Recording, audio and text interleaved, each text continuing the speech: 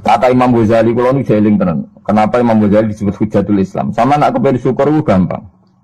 Duit randuwe, utang wakah, jatuh tempo, bojo wani, anak kecewa di bapak gue, terus sementek ngamek gue. Itu dari Imam Ghazali kena sekarang nikmat moro kuburan. Moro kuburan terus kamu berkeyakinan bahwa semua yang sudah mati itu sangat-sangat berkeinginan hidup meskipun hanya 1 jam. Wong sak donya mulai Nabi Adam nganti saiki kabeh berharap dihidupkan lagi meskipun 1 jam karena ingin membenahi kalimat tauhid la ilaha illallah. Lah kowe iku jek urip. Lah kowe iku jek urip. Berarti wong sak miliar-miliar sing wis mati iku iri mbek kowe. Mergo kowe jek urip. Nah, berarti terus kowe syukur ya Allah, apapun masalahnya di dunia saya ini hilang semua mergo kula jek urip. Kula balen malih. Dengan demikian kowe muni alhamdulillah aku fasih. Piye wae kowe iku duwe nikmat rupa-rupane urip yang sangat diingini oleh Firaun sekalipun, oleh Namrud, oleh Qarun, orang-orang miliarder dulu, itu sangat berkeinginan sing jenenge urip. Lah kowe nyatane sakniki napa? Bisa urip. Berarti ini luar biasa. Paham napa? Luar biasa. Ini tak warai ilmu tauhid itu. Terus nanti setiap saya ngaji setelah selesai sampean baca dijiwai.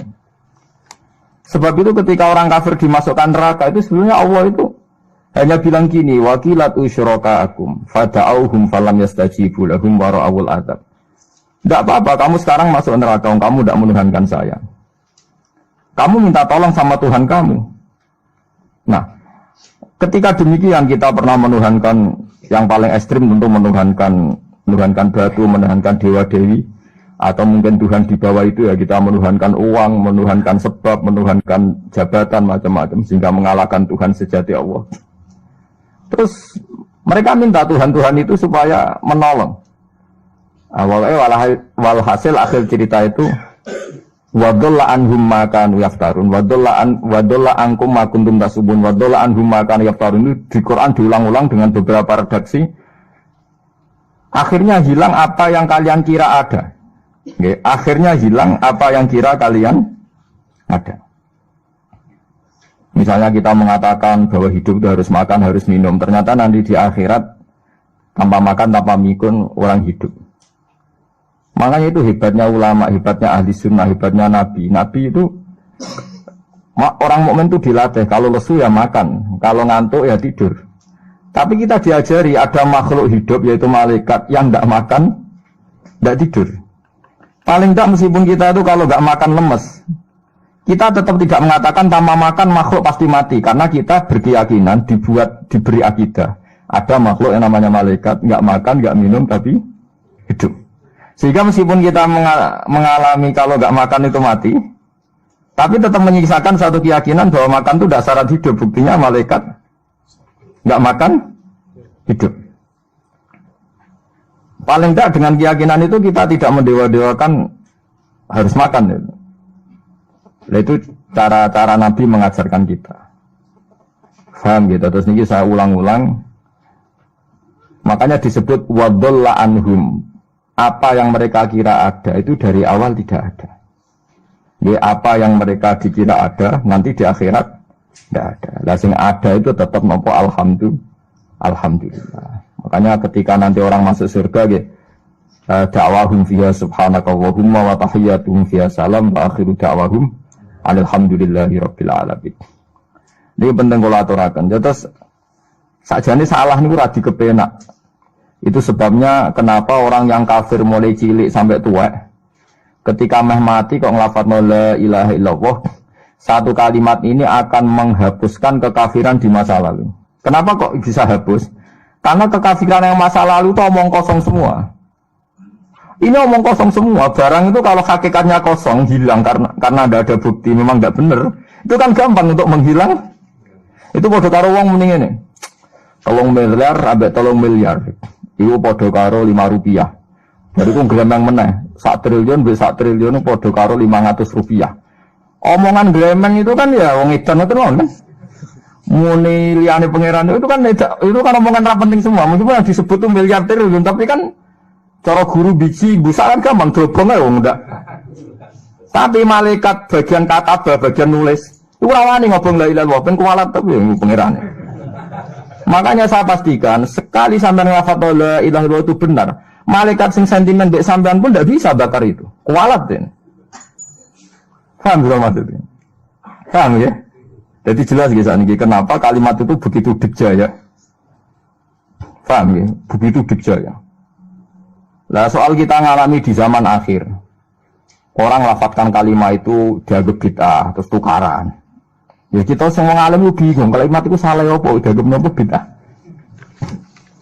Wong kalimat disifati thayyibah sing lafadzno dihukumi nglakoni bid'ah. Lah sing diarani bid'ah ya ora trimo pisan, malah gawe hadis palsu. Fadilail wiridani malah palsu hadis. Sajane cara padha warase wonten ora perlu debat bulet ngoten. Padha warase lamnya kono nganggo kapasitas ulama, kita pakai kapasitas apa? Ulama, terus kita diskusi baik-baik. Di kula baleni malih nggih, kenapa kalimat thayyibah disebut kalimat baqiyah? Dalam Al Quran wal baqiyatus sholihat. Baqiyah itu sesuatu sing abadi. As-sholihat itu sing layak, sing apik, sing selalu duwe eksistensi. Soleh manane layak. Layak iku mergo wujud. Ya kula baleni malih tak wari filsafat ilmu hakikat. Sing darani layak ku sitok mergo wujud. Nak barang ora wujud itu jenenge dilafadzno tapi mboten layak. Jadi barang ana sing dilafadzno tapi ora layak, ana sing ora usah dilafadzno tapi wis layak disebut sholihat. Saleh maknane apa? Layak atau punya eksistensi. Misalnya begini ya, kula tawarai gitu sama nang lafadzno la ilaha illallah itu benar. Ketika manusia itu menganggap yasumu maknanya menganggap itu sesuatu tidak ada tapi dianggap nopo ada, itu jenenge menganggap. Ketika manusia itu menganggap bahwa tidur itu penting, kalau orang tidak tidur itu maka dia akan lemah, kalau orang tidak makan itu dia akan mati. Sebetulnya semua ilmunya manusia itu menganggap, karena diulang-ulang oleh satu kejadian, kalau nak gak mangan itu lesu, nak gak turu itu lemes, terus dia menganggap kalau gak tidur itu orang mati, kalau gak makan itu orang mati. Itu ilmu yang dikatakan oleh para ahli hakikat hanya menganggap itu sah, karena anggapan manusia salah itu sah, keliru ya sah, benar ya sah, tapi ya hanya anggapan. Tapi dalam ilmunya Allah Ta'ala sing abadi, kehidupan itu tidak bersyarat makhluk itu harus makan, dan Allah bisa membuktikan itu lewat Allah menciptakan apa? Malaikat. Nah sehingga semua ilmu selain ilmu hakikat itu dalam bahasa ilmu hakikat disebut kita menganggap, kita merasa tahu. Bukan saya tahu, tapi saya merasa tahu.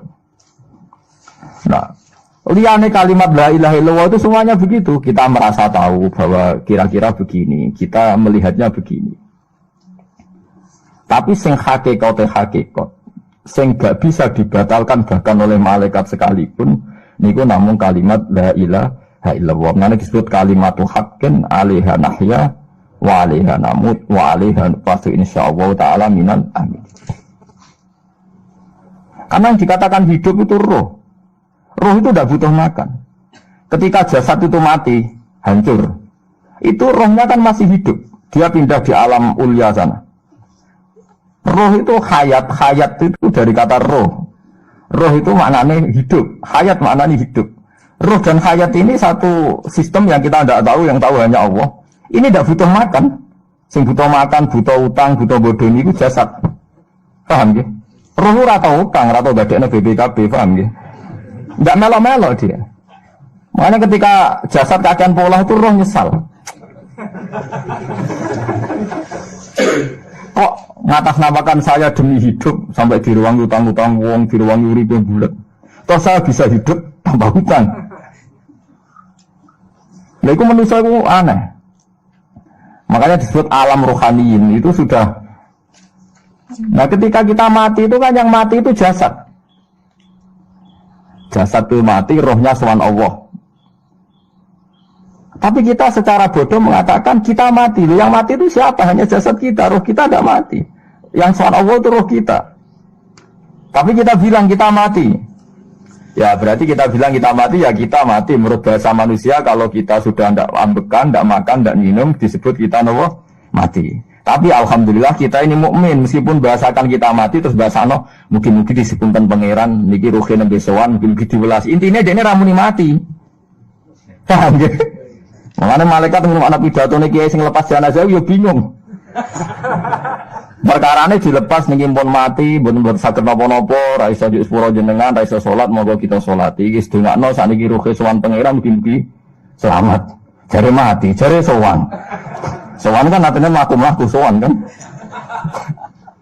Nah, tapi misalnya gue bahasana nganggo ilmu sing ekstrim kados kula, nganggo ilmu kelas berat kan malah digulungake. Bahwa jasad ini mati, ini tidak penting karena jasad rohnya masih hidup. Maka kita tidak perlu nyolati mayit karena tidak pernah ada mayit karena rohnya masih hidup. Kan dianggap edan bareng kan.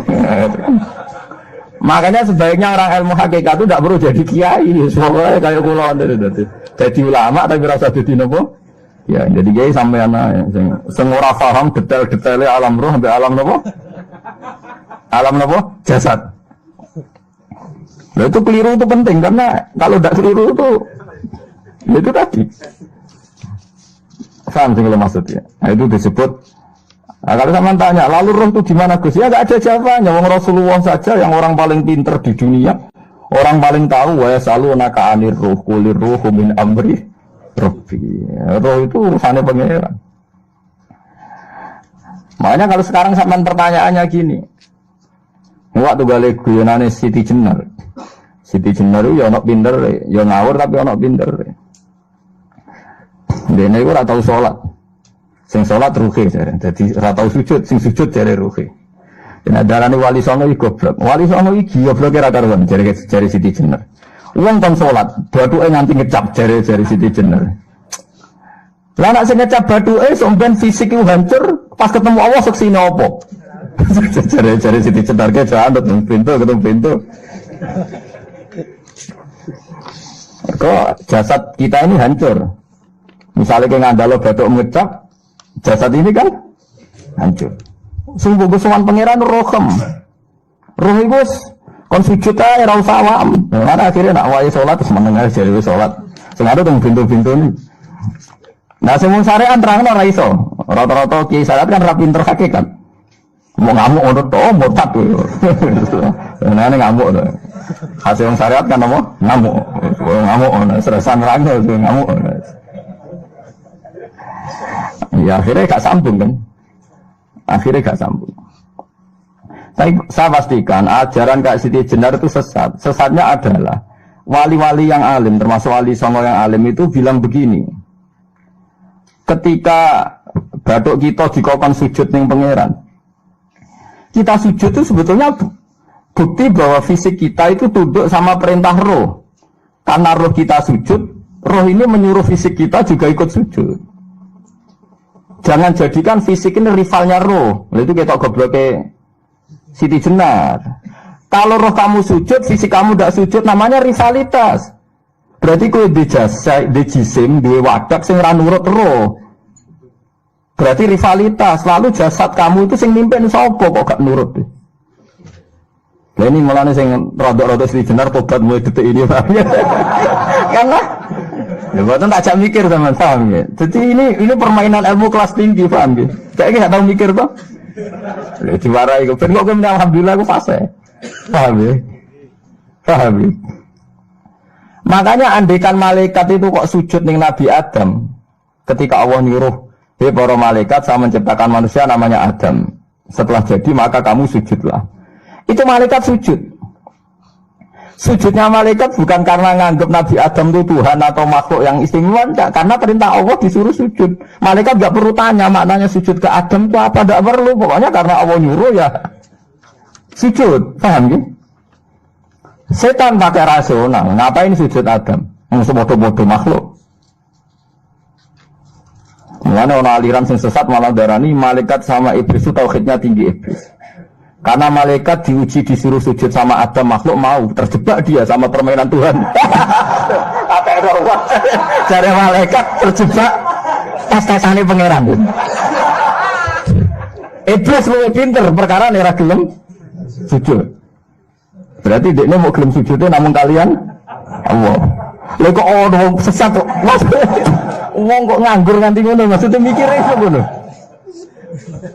Mulane sing do diutang dosa luwih apik timbang sing dipikiran ngene iki paham ya. Paham ya. Jadi malaikat terjebak permainan Tuhan, dites gak lulus ya. Itu ngeri kalau nuruti alin-alin ngoten. Yang benar adalah setan itu dianggap keliru. Karena dia tidak punya otoritas pikiran. Dia ini ora wujud. Hakikatnya setan malaikat gak wujud. Wujudnya diwujudnya Allah. Nah wujudnya diwujudnya Allah. Apa yang jadi dawai Allah kudu sami'na wa ata'na. Karena dia tidak bisa menjadi rival Tuhan. Makanya kalau kita diperintah Allah langsung lakoni. Gak usah gawe rivalitas. Ini pada bahasanya kekon mangan. Sekarang nak Allah ngutus mangan, wis mangan aja. Nang kok wargen begitu, semua kan mangan. Nak mangan ya mangan, pokoknya kon nurut. Nah itu kelirunya Siti Jenar. Dia lupa bahwa dengan mengatakan jasadnya tidak perlu sujud, mergo sok ben Siti hisab roh, dia bikin rivalitas antara roh dan jasad. Mulai nanti mau aliran Siti Jenar mulai yang versi Arab sampai versi tulisannya wong bingung-bingung itu, sing luwih bela Siti Jenar timbang Wali Songo. Bahkan dalam cerita itu seakan-akan Wali Songo lu kasut, mergo jare Siti Jenar dipateni wangi terus ganti asu macam-macam lah ceritanya. Mulai nu peneliti ra kabeh, kula ra kaya Mustofa ini kaya apa ya ngene. Gak jelas roe tapi jelas dadi kiai ini ndekne. Enak ngoten niku. Dadi ya ana wong ilmune ra pati akeh tapi jelas dikiyaino. Kula ilmune akeh ra pati dikiyaino. Jadi kekeliruan-kekeliruan ini mergo ngoten niku memang ilmu hakikat itu jelimet. Tapi sampean harus saya latih. Sampean ngaji ngene ya suwi tuwa supaya kenal sithik-sithik. Lah nanti makanya nanti menghilangkan barang batil itu mudah sekali. Karena barang batil itu hakikatnya enggak ada. Mbok ana wong muni 1 miliar ditambah 1 triliun jumlah 5 rupiah, mbok sing disebut angka 1 miliar 1 triliun lafaz ini enggak ada. Jadi lafaz ini enggak ada, fakta ini enggak ada. Makanya disebut di Quran iyaquluna illah kadzib. Sebagian Quran istilah lebih ekstrim. Kaburas kalimatan takhruju min afwahihim. Kalimat itu menjadi besar karena ada yang melafatkan, tapi kalimat ini tidak pernah menunjuk hakikat. Nggih to, misalnya wong nyebut iki geni, wong iki HP kok diarani geni, itu pernah ada kalimatnya tapi tidak ada faktanya. Ini batu disebut itu Tuhan. Yang benar itu batu, disebut Tuhan itu kan kalimat sing ada kalimatnya tapi tidak ada faktanya. Paham ya? Ini disebut kaburos kalimatan sing takhruju min afwahim. Terus iyaquluna illa kadzib. Mereka hanya ngomong secara dusta. Sebetulnya kalau barang hakikat itu tidak usah diomongkan, itu di kalimatu haqqin 'alaiha nahya wa 'alaiha namut wa 'alaiha nuqasu insyaallah taala minal amin. Tapi kalau kalimatul batil kalau enggak diomongkan enggak ada yang ngomong. Karena harus diomongkan. Itu pun enggak menunjuk apa? Tidak menunjuk apa? Hakikat. Ya semua manusia itu ngomongnya itu rodok-rodok ala zamihim sesuai klaimnya. Mulane omongane sampean bingung nama malaikat. Saya jamin, mungkin sampean kenal malaikat atau sekolah nu malaikat sambat tenan do omongane sampean. Kok ndak gimana coba? Kita bilang saya ini kaya, baru punya uang banyak kaya. Malaikat sing nyekseni kekayaane Allah janggal kere kok muni sugih. Terus gue muni saya ini orang kuat karena saya presiden Amerika, saya presiden Indonesia orang kuat.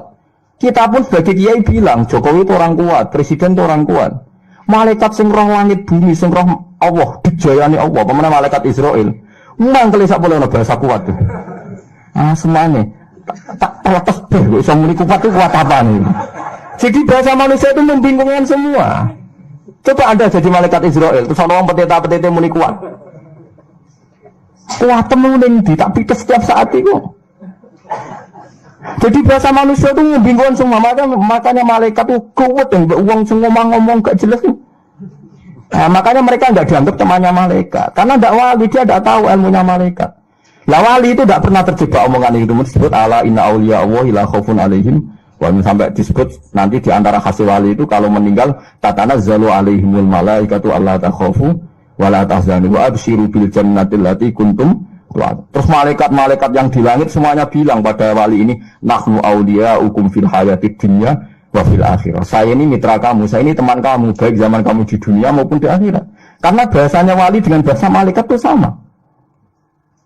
Enggak pernah merasa kuat, enggak pernah merasa hebat, karena malaikat itu tahu yang hebat itu Allah, tahu betul dia. Apalagi temannya Israel tahu betul. Paham ya? Wali ini yang meniku bahasa disiga sambung. Disebut nahnu awliya, agak tahu tuh paham Quran kados kula. Namanya ngaji, wis kerepean lah pokoknya paham. Lah bahasa manusia enggak wali itu bingung karena malaikat, karena tadi kita bilang presiden itu orang kuat. Ini orang kuat. Padahal malaikat yang bagian mitosnya Allah ini janggal, kuatnya nang ndi. Apalagi malaikat yang nyekseni alam malakut, alam ning langit. Yang zaman saya kira sinau planet mawon lah. Planet Mars itu kayak gini, Platurus gini. Delok bumi planet paling kecil. Wong bumi planet paling kecil kok penduduknya paling kuat lebih kamu sih. Paham ya? Wes bumi paling kecil digoni wong miliatan. Terus untuk mau sepiro? Mau untuk kok terus kuat itu kuatnya nanti. Berarti sama membahasakan orang kuat yang gak sido bener. Orang itu ilmuwan, orang paling pinter di dunia. Pinternya ini. Misalnya yang ngerasa pinter, karena ini bisa menemukan komputer, bisa menguasai sak dunia, peneliti, handal, ngene jari malaikat. Umpama ke roh ilmu di sak bumi itu roh Mars. Aku sing noto Mars, tukang Joko. Artinya umpama ke roh tenan bumi itu roh planet lain dan kehidupannya di sana. Umpamanya alam malakut, alam roh.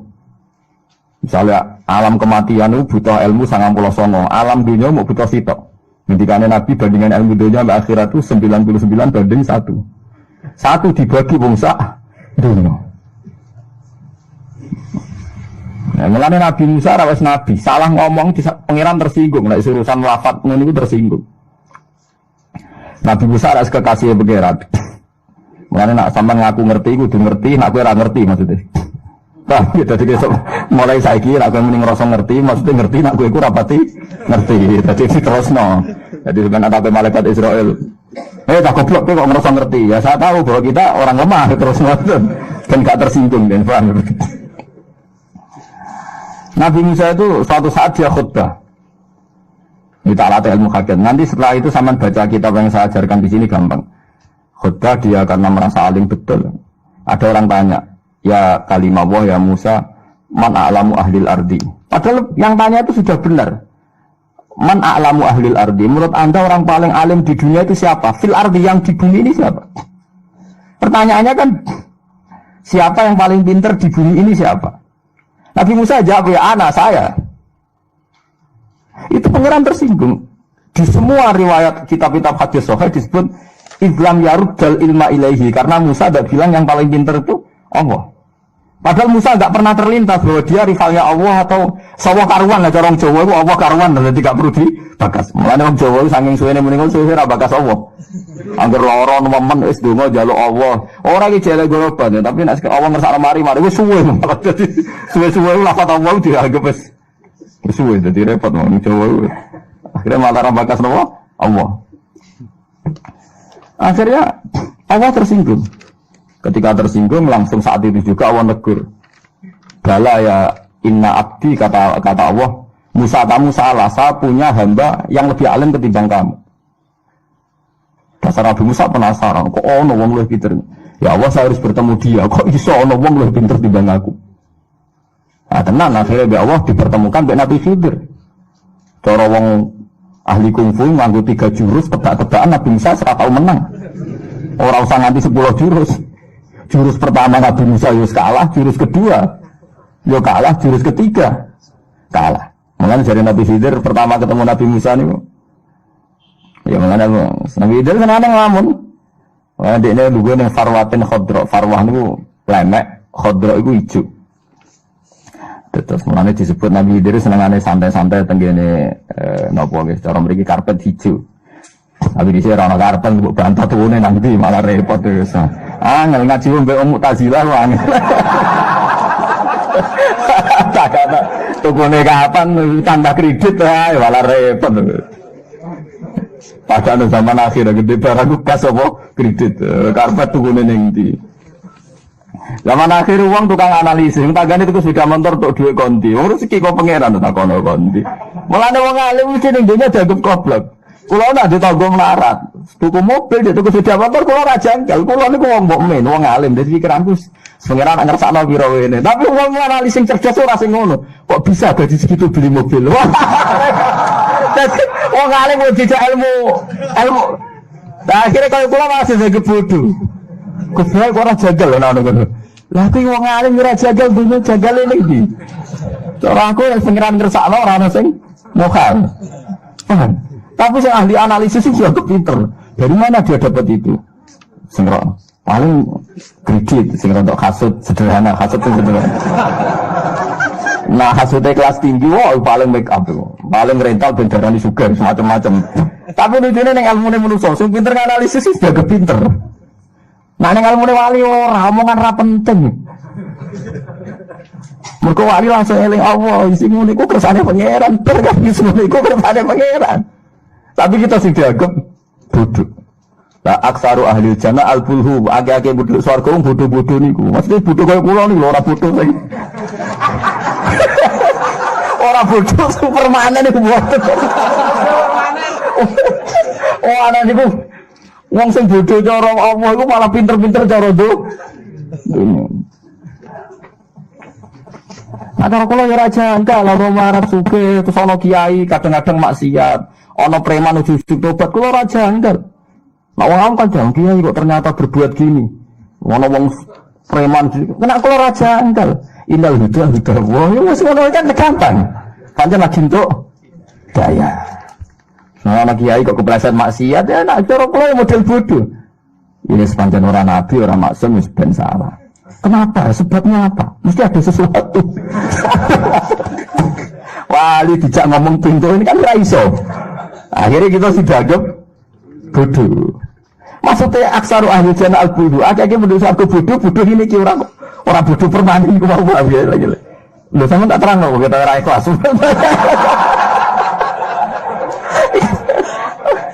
Wah, dijak dadi wali ra siap sampean dijak. Nah ya. Nabi Khidir bareng lugu-lugono Nabi Musa salam.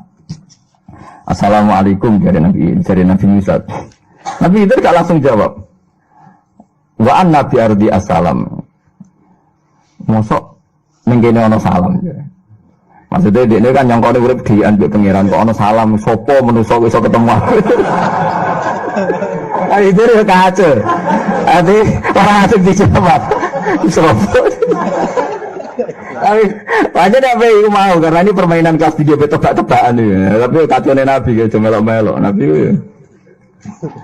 Oh serana yang bener ceritanya gue serana yang benernya digawe pangeran membolak-balikkan akal. Lewat bolak-balik akal gimana? Iki ilmu wali zaman rasa anut muramatome. Nah aku lah, zaman udah melok.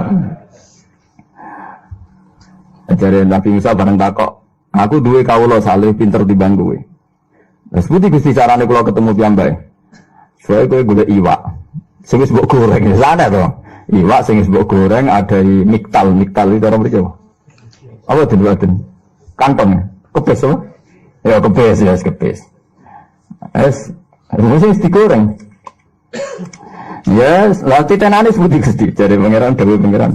Ya anggere iwak wis mlayu ya iku ning kono Nabi Khidir.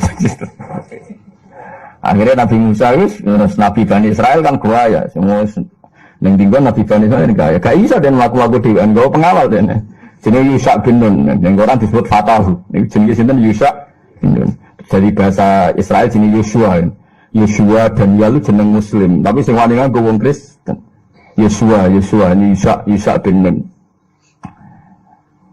jam laku-laku Nabi Musa itu kacau tenan orang kacau ya.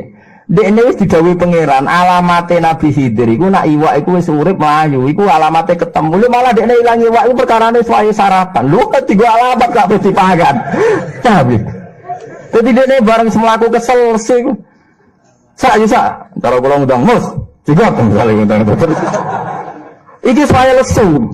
Mangan. Dadi Nabi Musa wis dipermalukan wong iwak iki tiga alamat kok malah dekne iki perkara apa dipangan.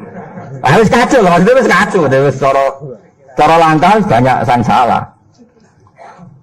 Jadi Isa, waduh, Nabi Musa pesen sampai Isa ya.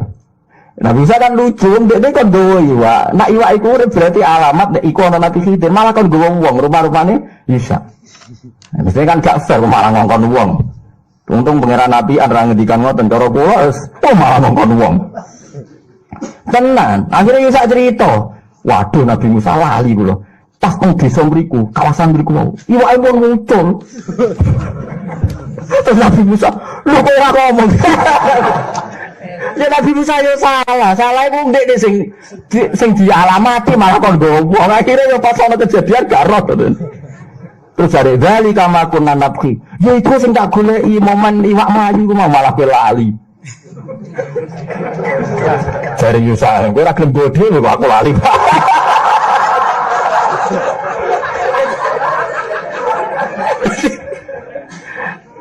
Berarti soalnya yang ilmu hakikat terus cara syariat itu dijungkir balik kan Pak, cara syariat itu bos. Nah, saya kira balik nah deh. Fartadda ala asa rihima, mana nih balik nah. Bareng balik, iwai silang. Tapi Nabi Musa kan mengalami 3 kesalahan, tapi kesalahannya Nabi orang maksiat tuh kayak kesalahannya satu, wong iwak di gua alamat kok malah ilinge mergo digo sarapan. Wong dene iku dikai alamat malah kon go wong. Jadi ada banyak kekacauan. Nanti pas ketemu Nabi Khidir, ya Nabi Khidir ngendikan assalamualaikum, dan ini gak kami jawab. Tenane dari Nabi Khidir cara Jawa tenane. Terus ana Musa, aku iku Musa. Nabi Khidir takok ini hadis sahih. Musa Bani Israel. Jadi antar Nabi terkenal meskipun tidak pernah ketemu itu populer karena sama-sama di alam langit itu orang-orang populer. Nggak seperti sampean gitu, nggak ada datanya di itu kalau Nabi Khidir tahu, maksudnya daftar wali sekarang siapa, orangnya siapa tuh tahu dia. Tapi kalau orang-orang nggak penting nggak tahu dia, tapi, karena ya nggak masuk apa. Iya, orang mau tamar ada ID. Kalau masuk. Oh kok sampean barang ketemu Nabi Khidir tak kok, man anta itu ruwet lah, iki sopo, ono wong koyo kowe ngono tak kok. Nah, itu Musa Bani Israel dari Nabi Naam. Terus ya saya Musa Bani Israel. Dari Nabi Khidir, ono apa kan? Saya ini disuruh Allah belajar sama kamu. Karena katanya Allah, saya ini banyak ilmu yang saya tidak tahu. Nabi Khidir itu ngendikannya datar ya. Ya biasa standar aja. Kue di ilmu sing aku roh, aku di ilmu sing kue roh. Jadi Allah mengajari ilmu yang pada kamu yang saya tidak bisa, mengajari saya ilmu yang kamu tidak bisa. Nabi Musa orang Israel, ya ora sing kue iso kudu aku iso. Sing gak terima. Sing aku ra iso sangka kowe kudu aku iso. Maksudnya kowe ra iso ilmuku lho, penting aku iso ilmumu. Oh itu tetep mau kalah deh. Nabi itu jaga sok, ora level lem. Paling gue berontak tok aja. Paling gue berontak tok. Jadi fa'inat taba'tani falatas alni ansein. Pokoknya aturan pertama, setiap saya mengutarakan satu ilmu, gue rawat takok. Nah, bisa sebenarnya oke, nggak usah tanya saya. Benar barang ketemu di pulau-pulau kecil itu, karena pertemuannya di laut. Pokoknya ada pulau-pulau kecil yang antar pulau itu kalau penyeberangan harus pakai apa? Perahu. Ketika Nabi Khidir ngomongnya piye ora jelas, Nabi Musa dirapati paham, pakai omong-omongan ambek sing tukang napa rental perahu niku. Terus saya usume napa rental. Yang jelas disewakan memang pakai ujro. Jadi wong komersial wis kunane kuno. Nah sing rental mobil wis monggo mawon riyen-riyen iku wis wong iku ora gratis wabot nang gampang wis kunane kuno niku. Diomongi terus sesuk Nabi Khidir dimanggakno monggo. Sampean saya antar ke pulau itu ndak usah bayar. Itu Nabi Musa terakhir pokoknya kerungu nggak apa-apa, sampean saya antar nggak usah bayar. Ibu cek eling ya kata nggak usah bayar, ibu eling. Bangsa gratis wilingan manjen mari itu. Bareng di tengah pulau itu, di tengah laut itu, Nabi Khidir ngambil salah satu lauh itu belabak dicaplok, judar. Oh Nabi Musa protes. Apa kan pertama ketemu kan hatta idza rafiqa fis safinati kharaqaha qala akhraqtaha litukhriqa ala. Jadi karepmu piye? Perahu kok mbok jebrol kok ngisor, jebrol ngisor. Enggak kira tenggelam. Pertanyaan Musa itu aneh dalam dunia hakikat. Bagaimana mungkin tenggelam dikaitkan dengan perahu jebrol? Al-amru biyadillah, ora kaitannya baik jebrol lan tenggelam. Itu bahasa yang aneh di alam ilmu hakikat. Oh Nabi Khidir melakukan yang laut biasa tanpa perahu.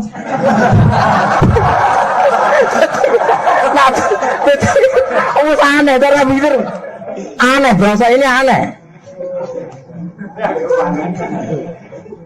Mulane cara Mustafa matur pengiran Gusti kula ora betah mlarat. Kula ora betah ra duwe dhuwit. Malaikat itu aneh. Orang enggak punya duit kok gak siap, kok gak kuat. Aku biasa dari malaikat.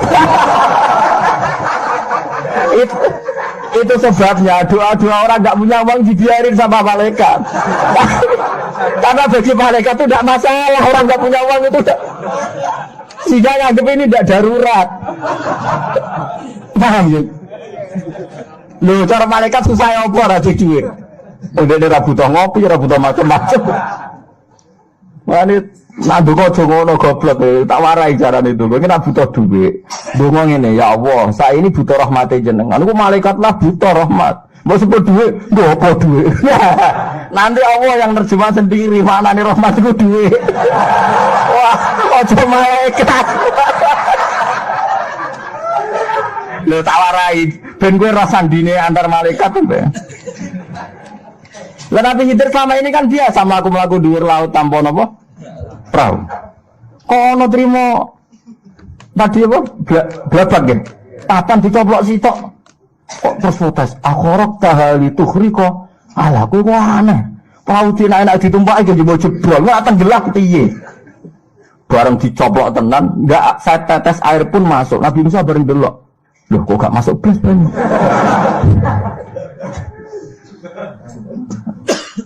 Bareng Nabi Musa pas janggal ana manuk emprit, manuk cilik lah kowe. Ke Indonesia ana manane emprit, padahal yang Arab mau emprit ora ya ora roh. Ora ge manuk cilik jare nopo? Emprit, sing roh sapa?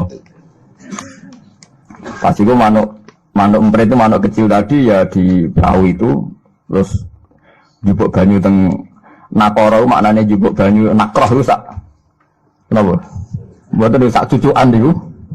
Ilmu mbek pangeran koyo iku jadi. Ilmune manusa sak dunya iku dibanding ilmune pangeran koyo lautan dibanding sak nakroh sak cucuane manuk. Iku dibagi sak dunya. Termasuk koyo kowe ra rowan ngene iki jadi ngono. Akhirnya Nabi Musa taslim nyatane iku dicoplok ya ora perahu banyune ra piye. Terus Nabi Khidir ngelingno. Kamu gagal perjanjiannya kan tidak boleh tanya. Kamu tadi sudah tanya. Perjanjian Nabi Musa la tu akhidni gimana sih itu? Ya wajar aku lali spontan.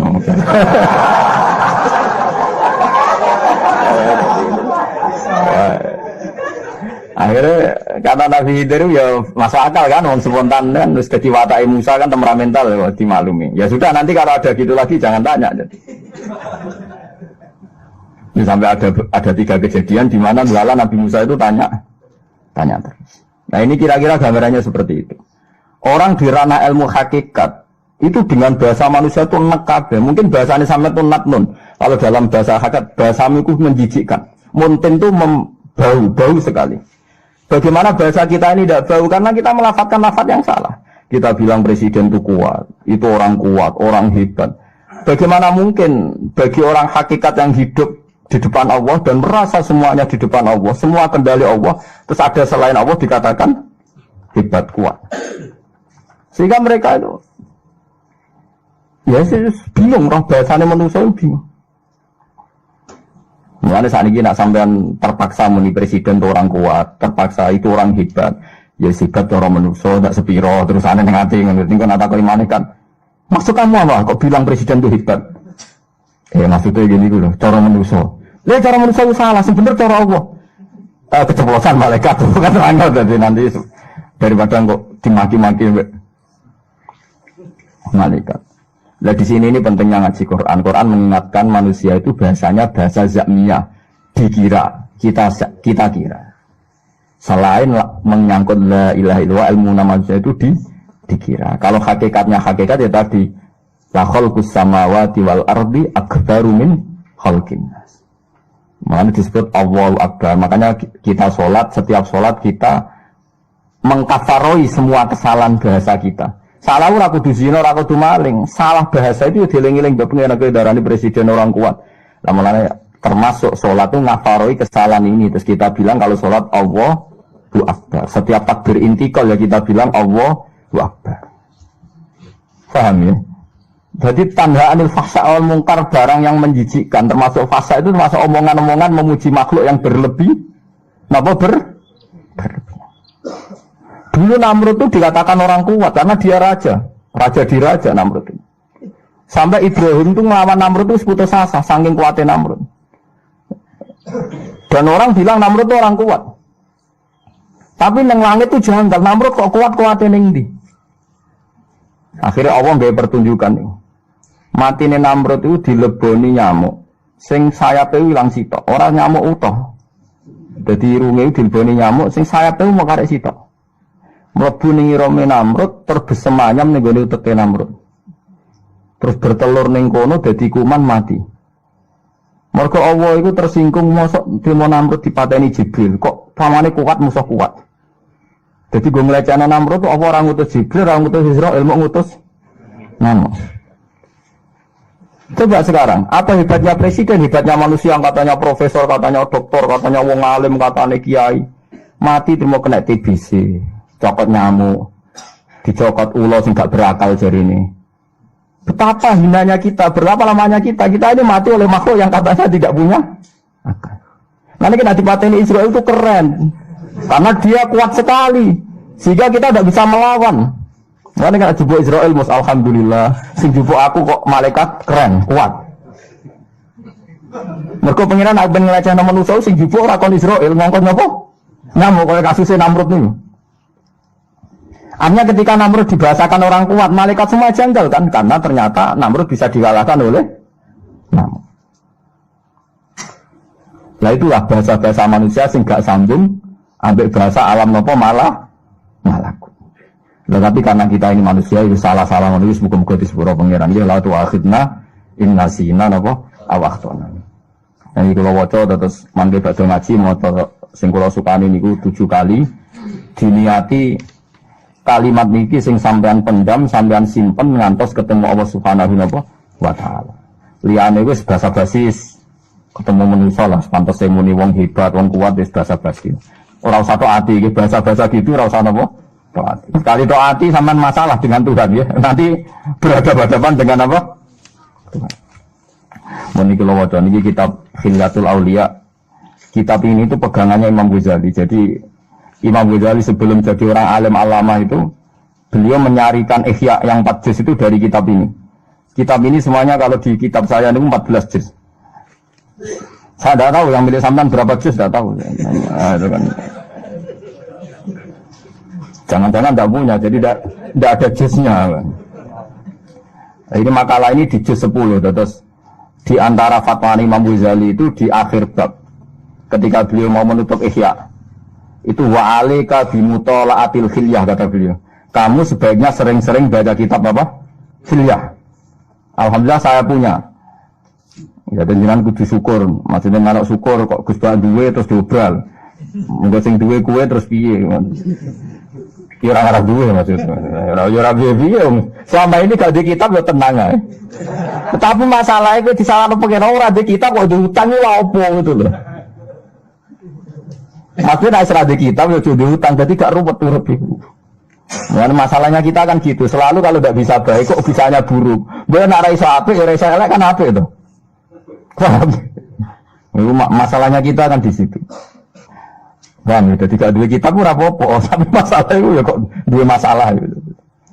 Tapi ora apa-apa menungso, ya ora apa-apa.